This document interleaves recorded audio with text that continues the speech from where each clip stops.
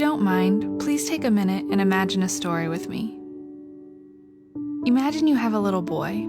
You are his mom or his dad. Your boy is about 5 years old. Imagine what his face looks like. Imagine his smile. Imagine how his eyes light up when he sees you. Now, like most 5-year-old boys, your boy is full of energy and has an unstoppable curiosity. One of his favorite things to do is run around and explore your backyard. Nearly every night he comes to the dinner table with a new rock, stick, or bug to show you. You love your son's curiosity, but there's one thing you fear. Just a few hundred feet beyond your backyard fence is a rock quarry that is filled with pits. If someone were to fall into one of those pits, there's a chance they'd never come out. So, you tell your son not to climb over the backyard fence. You explain that on the other side, there's a rock quarry filled with pits that he might fall into. "What's a quarry?" he asks. "Well, son, it's a place with lots of rocks and lots of dangerous holes. It's a place where you could get very hurt or even lost. You need to stay far away from that place." As weeks go by, you notice your son show an interest in the fence and what lies beyond. At the dinner table, he asks, "Why can't I go to the quarry? I don't think it's that dangerous. It could be fun." You stress again and again that he's not allowed to go back there. He's not allowed to leave the backyard. One night, after preparing dinner, you call into the yard for your son to come and eat. Silence. You call again. Silence. You quickly look through the house for your son while trying your best to remain calm. He is nowhere in the house. Now, with a new passion in your voice, you start yelling for your son. You run into the backyard, looking to see if maybe he is hiding under some leaves. Nothing. Just before you scream your boy's name, you notice something out of the corner of your eye.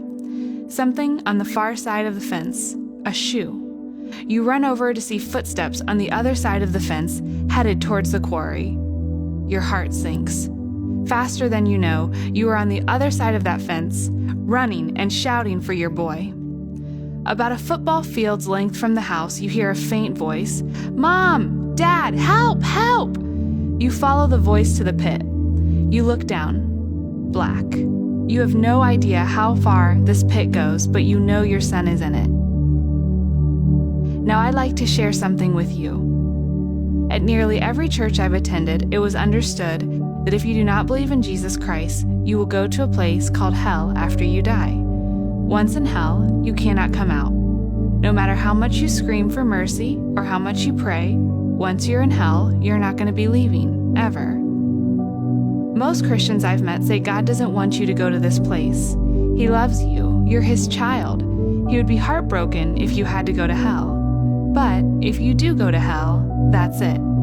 There's simply nothing God can do. Maybe He wants to save you, but He can't. Eventually, God has to say something like this: "Son, I love you. I tried to save you. I warned you about this place, but you've made your bed, and unfortunately, you have to sleep in it." Back to the story. Imagine your son calling your name from that pit.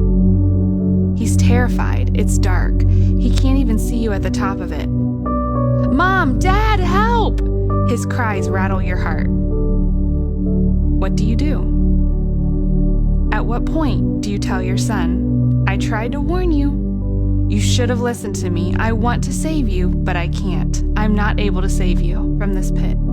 Son, you've made your bed. Now you need to sleep in it."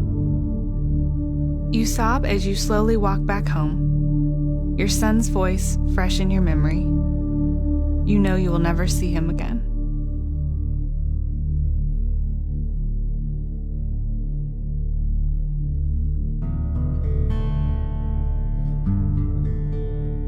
In the Bible, David was called a man after God's own heart. He knew God's heart better than most. He says in Psalms 139, verse 8, "If I make my bed in the pit, you are there." In the King James Version it reads, "If I make my bed in hell, behold, thou art there." I know this may be hard to do, but if you don't mind, please take a moment and ask your Heavenly Father this question. Abba, Father, would you leave any of your children in that pit?